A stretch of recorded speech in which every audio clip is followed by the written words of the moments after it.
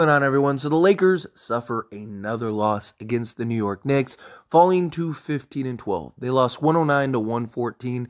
Once again, can't score, right? We're not having the offensive output.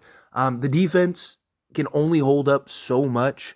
The New York Knicks were in a very similar situation as us, right? They really needed this win to kind of stay ahead in the standings.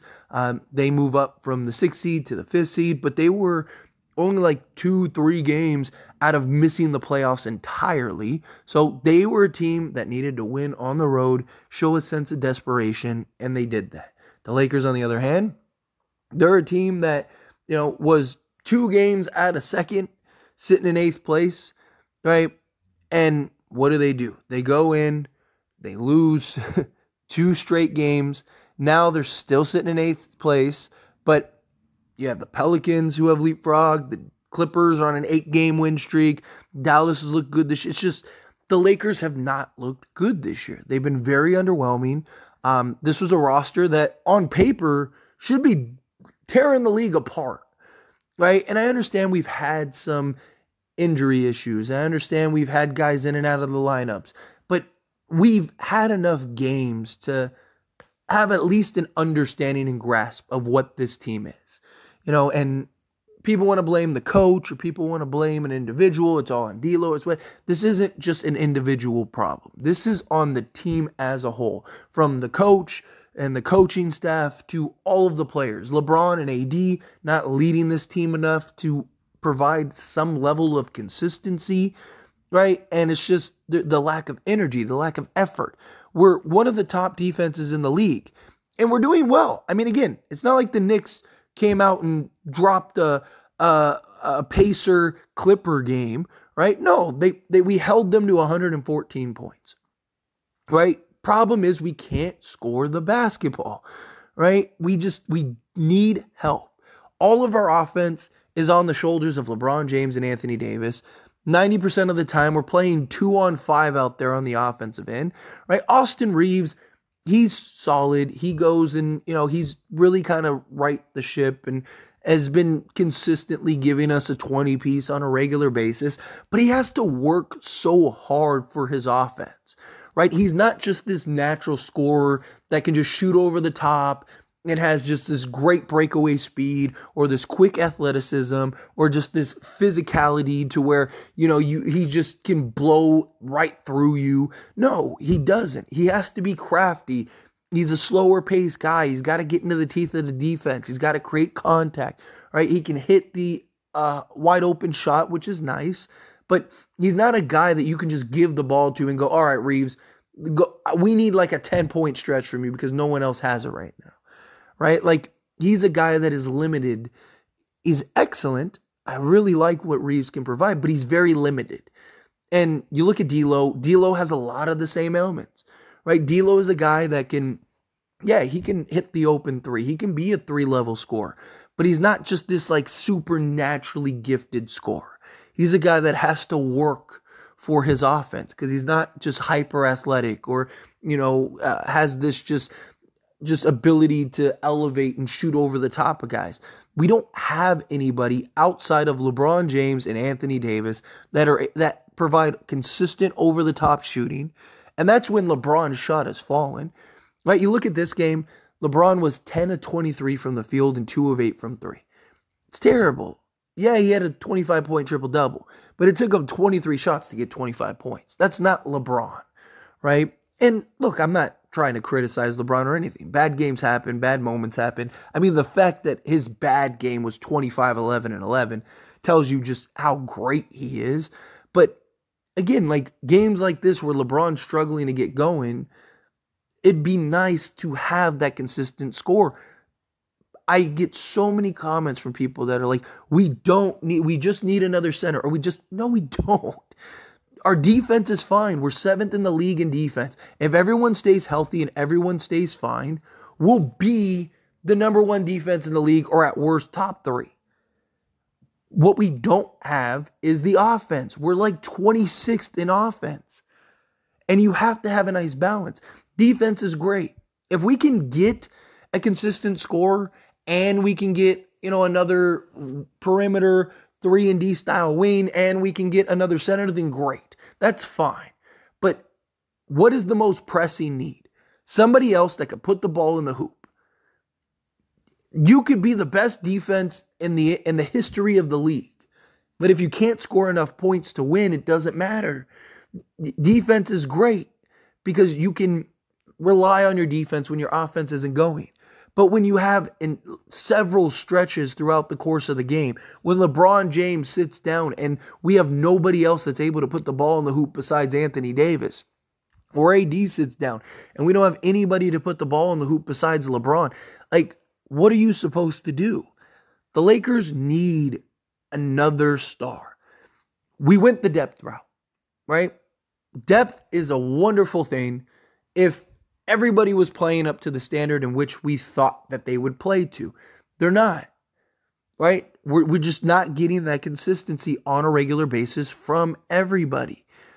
And we need to consolidate some of these pieces to now go get that guy that will on a consistent basis. But here's the thing, like, you can trade for even like a Zach Lavine. The only concern that I have with Zach Lavine is one, his contract, $40 million, and then two, his injury history. Outside of that, I think Zach Lavine would be dynamic for the Lakers, right? And maybe it's somebody else, right? Between now and the trade deadline, who knows who becomes available? But we only have the information that we have currently.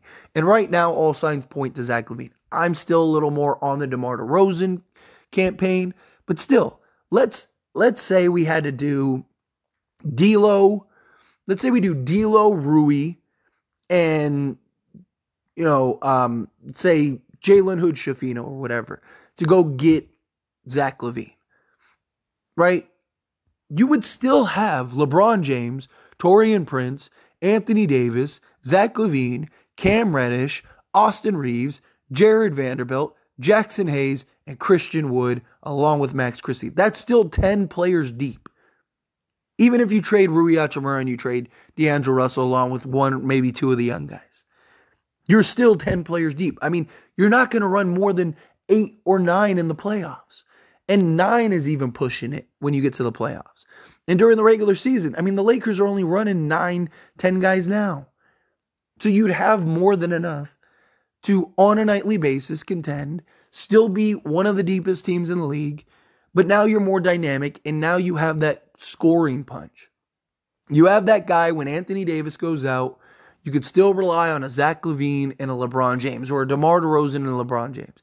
LeBron goes out. You still have an Anthony Davis and a DeMar DeRozan, or an Anthony Davis and a Zach Lavine, right? If you could even in spots sit both of them, right? If Austin Reeves has it going and he's knocking down his shots and he's cooking, well then guess what? You could just have Reeves and Lavine out there just being the two-man duo, right? And I just think that also that slots everybody into a more natural role. So now, again, when Austin Reeves gives you 20, it's more impactful because you have Reeves giving you 20, you have LeBron giving you 25, you have Anthony Davis giving you 32, and you probably have a Zach Lavine or DeMar DeRozan giving you 22 to 23, right? So like, let's say D'Lo was Zach Lavine or DeMar DeRozan, right? And D'Lo gave you 9 points. Zach Lavine and DeMar DeRozan would have given you, what, at least 15? At least? Well, guess what? That's enough to win the game. Literally. That's enough to win the game, right? Or, say Zach Lavine was Rui Hachimura. He gave you 8 points. Again, he gives you what, 15? Again, that's enough to win the game. So, the Lakers need to make some moves. They just have to. Nothing's going to happen till, middle of January at the minimum, right? Nothing's going to happen in the next day or two or anything like that. So we're going to have to ride this out. But there is a frightening possibility that the Lakers could be under 500 by the time this month is over. That's not good for a team that like a week ago we were celebrating an in-season tournament win, or a little over a week ago, whatever, that we were celebrating an in-season tournament win.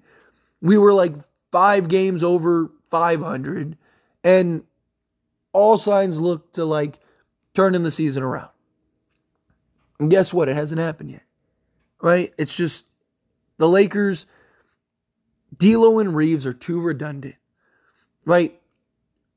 I mean, you can make an argument for either of them, and I do have my concerns with either of them. Like, I do have concerns that, like, if you trade for Zach Lavine and you trade, right, and you're trading D'Angelo Russell, who's your other playmaker alongside LeBron James? You're going to have to figure that out, whether it's buyout market, signing a vet, or maybe working a smaller trade or something, right? Because Gabe Vincent and Austin Reeves, I don't trust Austin Reeves in that playmaker role. He had 4 turnovers in this Knicks game, and he's just not good under pressure, under ball pressure, right? He's not, he doesn't have the handles and the ability yet to be able to handle the point guard duty roles, the playmaking roles, and he just doesn't have the vision.